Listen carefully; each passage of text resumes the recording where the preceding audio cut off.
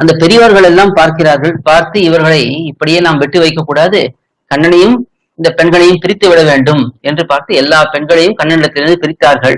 இவர்களை வெளியிலே விட்டால் மீண்டும் கண்ணனிடத்திலே போய் சேர்ந்து விடுவார்கள் என்று பார்த்து அவர்களை பிரித்தார்கள் பெரியவர்கள். அந்த பெண்கள் என்ன ஆனார்கள் என்றால், எம்பெருமானை பிரிந்து மிகவும் வருந்தி தளர்ச்சியை அடைந்தார்கள். அந்த பெண்களுடைய தந்தை முதலான உறவினர்கள் எல்லாரும் கூடியிருந்து பேசுகிறார்கள். இப்படி இவர்களை நாம் கண்ணனிடத்திலே போகக்கூடாது என்று தடுத்து வைத்திருக்கிறோம். இது எத்தனை நாள் நாம் வைத்திருக்க முடியும்? எப்படி இவர்கள் இறந்து விடுவார்கள் எம்பெருமானை பிரிந்திருக்கக்கூடிய வருத்தத்தினாலே. இப்போ ஒரு நாம வழியை யோசித்து அதன்படி செய்வோம். பனி நீராடுதல் என்று ஒரு இந்த கோழி அழைப்பதன் முன்னம் என்ற பதிகம் அந்த பனி நீராட்டம் என்ற விஷயத்தை தான் காட்டுகிறார்கள். எதற்காக என்றால் வர லாபத்திற்காக, ஏதோ ஒரு வரத்தை பெற வேண்டும், ஒரு தேவதை இடத்திலே ஒரு வரத்தை பெற வேண்டும் என்பதற்காக அவர்கள் இதை செய்வார்கள்.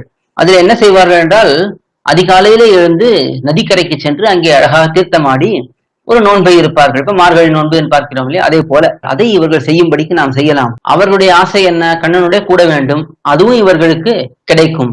நமக்கும் இது நாமே தெரிந்தே இதை அனுபவித்தோம் என்று ஆகாது.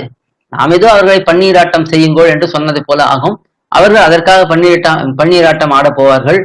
அப்பொழுது கண்ணன் பெருமான் எப்படியும் அவர்களை பார்த்து விடுவான், சேர்ந்திருந்து அனுபவிப்பார்கள்.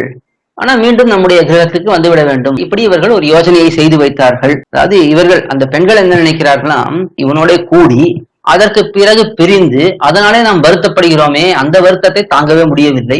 அதை காட்டிலும் முன்னாடி நாம எம்பெருமானை பிரிந்திருந்தோமே, அப்போ நமக்கு விரக தாப்பம் ஏற்பட்டது. அதற்காக அந்த கஷ்டத்தை போக்கிக் கொள்வதற்காக இந்த நதியிலே போய் நாம் நன்றாக பனி நீராட்டம் செய்யலாம் என்று இவர்கள் பார்த்தார்கள். இவன் என்ன செய்தான்? அப்படி அவர்கள் தன்னுடைய வஸ்திரங்களை எல்லாம் கரையிலே வைத்துவிட்டு உள்ளே முழுகின பிறகு இவன் வேகமாக போனான். வேகமாக போய் அதை எல்லாவற்றையும் எடுத்துக்கொண்டான். பக்கத்திலே இருந்த குருந்த மரம், அந்த பெரிய குருந்த மரத்தின் மேலே அவன் ஏறி தன்னை தெரியாதபடி மறைய நின்றான். இவர்கள் எல்லாரும் நீராடின பிறகு வெளியே வந்தார்கள். வெளியே வந்து பார்த்தால் அங்கே இவர்களுடைய வஸ்திரங்களே இல்லை. இவர்களுக்கு ரொம்ப பதட்டமாயிடுத்து. கண்ணன் அந்த குருந்த மரத்தின் மேலே அமர்ந்திருந்தான். அப்படி இருந்த அவனை பார்த்தவுடன் இவர்களுக்கு சந்தேகம் போய்விட்டது. இந்த கண்ணன் தான் எல்லாத்தையும் எடுத்துட்டு இருப்பான் என்று தெரிந்தது. எப்படியாவது கேட்டு அவனிடத்துல வாங்கலாம் என்று என்ன வழி இருக்கிறது என்று பார்த்து முதல்ல கெஞ்சி கேட்கிறார்கள். அதுக்கு மேல இவனை ஏத்துவார்கள், ஸ்தோத்திரம் பண்ணுகிறார்கள். உன்னை போல உண்டா கண்ணா, நீ கொடுத்தனே வஸ்திரத்தை என்று கேட்டுக்கிறார்கள். அப்புறம் அவனுக்கு மங்களாசாசனம் செய்கிறார்கள், வாழ்த்துவார். அதுக்கப்புறம் சீருவார். அவனிடத்துல கோபப்படுகிறார்கள். வேண்டாம் கண்ணா, எங்களை ரொம்ப துன்புறுத்துகிறாய், கொடுத்து விடு என்று அவனிடத்திலே கோபப்படுகிறார்கள். இப்படி ஒரு பிள்ளையை பெற்றிருக்காளே யசோதை என்று அவளை வெறுத்தார்கள்.